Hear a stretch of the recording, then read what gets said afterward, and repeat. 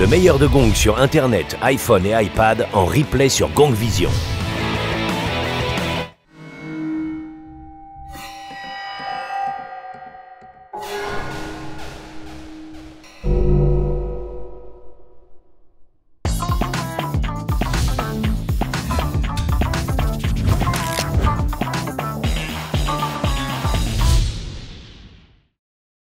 Salut et bienvenue dans Podium. Excusez-moi, j'ai pas dormi de la nuit à cause de ma femme. Elle a insomniaque, la pauvre. On a regardé la télé, Desperate Housewives. Franchement, j'ai rien compris à cette série. Beaucoup de Françaises sont victimes d'insomnie, dû au stress, un problème de travail ou même de constipation. Pardon. Et un insomniaque est prêt à faire tout et n'importe quoi pour pouvoir s'occuper. Alors aujourd'hui, on fait le podium des pires actions qu'un insomniaque ait pu faire. Alors prenez votre oreiller et laissez-vous porter par les bras de Podium. Ah, ça fait rêver. En troisième place, un insomniaque cambriole un club de foot. Alors là, on n'est pas devant le gentleman cambrioleur, mais plutôt devant le beauf insomniaque cambrioleur, un nouveau genre plus moderne. Alors pour l'histoire, un jeune homme d'une vingtaine d'années a cambriolé le club de foot de Tilley et des Hauts-de-Rivière. Et le butin, alors attention, c'est du lourd, hein. Des ballons de foot et des bouteilles de gnôle. Waouh, ça c'est du Danny Ocean, hein.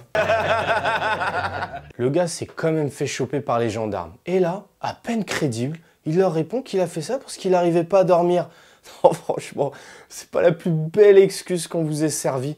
Après ça, on peut rien vous répondre. Vous êtes blanc comme neige. Excusez-moi, j'arrive pas à dormir. Quoi? J'arrive pas à dormir? Oh, un fourgon blindé! Ah, je pense que j'arriverai pas à dormir, moi. En deuxième place, un insomniaque s'est endormi aux commandes de son avion. Alors là, l'action de malade. La tour de contrôle d'Honolulu a appelé un avion pour lui donner l'autorisation d'atterrir. Et là, pas de réponse.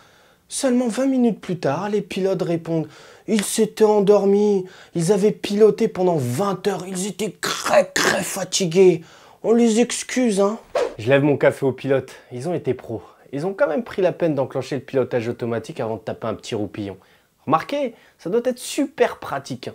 On devra avoir ça nous aussi. Je suis fatigué. Je vais mettre le pilote automatique, moi, pour aller au taf.